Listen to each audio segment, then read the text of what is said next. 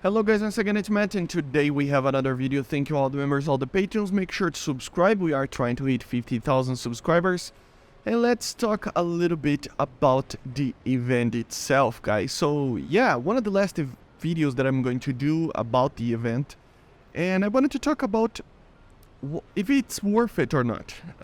It's the big question, right? This is one of the least worth it events to do, to be honest. It's not that hard to actually do it, but it takes a lot of time, and people need to understand some things before making a decision. I think, first of all, let's talk about the vehicles themselves, because they are the prizes of it, and they will make it so that it's worth it or not, right? Even if it's a lot of job, a lot of things to do. As you see, we are flying the A7K over here, and it is, I think, one of the main aircraft together, one of the main vehicles together with the tank, right, the QN. These two, they're difficult, I mean, to say that they are good or bad. The aircraft, let's talk about the A7 first. The A7 is a very bad aircraft. It is a very hard aircraft to fly. It is not meant to be dogfighting and doing stuff like I am doing here. It's meant to do ground pounding, and I mean, in ground battles it can be hard, but it can be done to actually use it like that. And even in a normal match like this, you can do that. But to be honest, it is not as bad as you think if you play correctly. Like most aircraft, they have a way to play, and as you see over here, the A7 has a particularly good thing that it's better than anything else, which is head-ons. So if you go and brawl yourself into the middle of the match, you will see that if you take the Golf 4s, I think they are the 30mm, right? You will see that you get a lot of head-on kills. Use the stealth rounds and you can get a lot of kills. And I would say that it's the best way to actually grind this aircraft. The same way as it is in the A7D and E. So it is usable, right? But is it worth it? I mean, I don't think it really is, right? To keep, at least.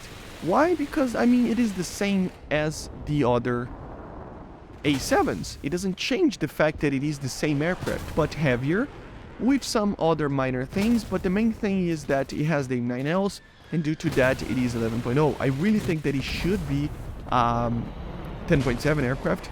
Then it would be more worth it. But to keep it, I mean, just get the A7E or the D, and it would be already better than this, or at least the same, right? About the tank, the QN, it is a difficult tank to drive, I think, in my opinion. It is not my way. I don't like the way that it drives, in my opinion. But in the right hands, it also can do well, right? And the ship, I think it is also another one that, I mean, it's basically very similar and basically the same that we already had, right? But it is also a very good ship. So overall, it's three aircraft that, in the right hands, they can do well. But for the majority of players, they will be, especially the A7, will be very difficult to do well, you know? So that's why, no, I don't think the A7 is worth to keep it, okay? I don't think it's worth to keep for yourself. The QN, it has kind of a, you know, an appeal to it, but still it is very, it has its own way of playing. So if you don't like the way that it plays, like a sniper, a very slow sniper with a missile that it can be good and can be kind of bad sometimes, if you cannot get used to that, it is not worth it. So I think the QN would be a 50-50 of the way that you should keep it or not.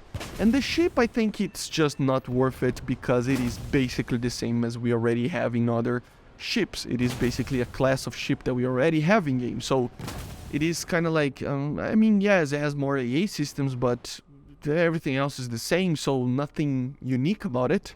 So yeah, so if it's not worth to actually keep it, what is worth to do with it? Well, is it worth to sell it?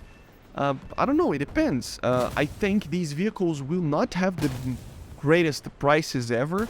I think they will go down in price because they are kind of bad or difficult to play with. They are unique in their own way, but not that unique, so they won't, it's not like an object 279, right, or some very unique aircraft. It's just modifications of things that we have. The QN is the only addition that it's really different from anything else. So if you're going to if you're planning to sell one of the vehicles, obviously you can only do one. I think the QN would probably have the highest price. I could be very wrong about this, because sometimes when you say something like that, a lot of people are thinking about in the same way, right? So everybody do the same thing, and then the prices of the other vehicles go up. So if a lot of people go for the QN, eventually the A7 and the ship will have a higher price. So that can lead to like an artificial way of pricing, you know. But still, I still think that the QN is the safest option in my personal opinion.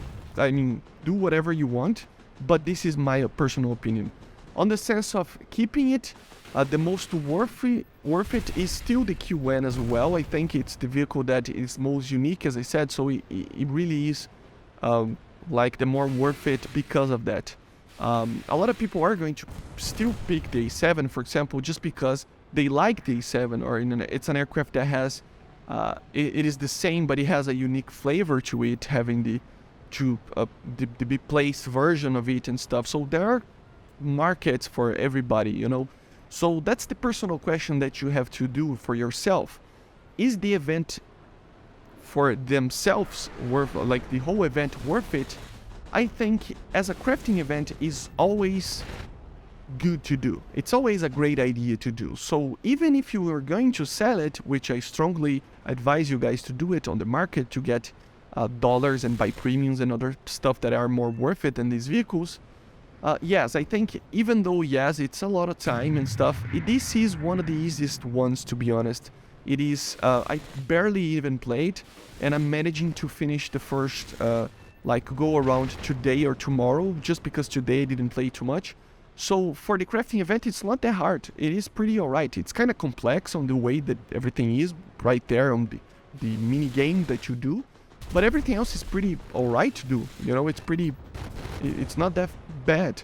So yes, it is worth it. More for selling the vehicles than keeping it, because these vehicles, they're not that worth it for keeping them, but they're worth to do the selling part and actually getting money out of it and actually buying the stuff that you want. So this is my opinion.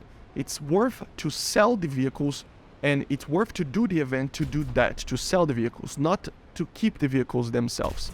As you see, it's an alright vehicles that can do well, but it has kind of a weird way to fly and drive and stuff. But anyway, I hope you enjoyed.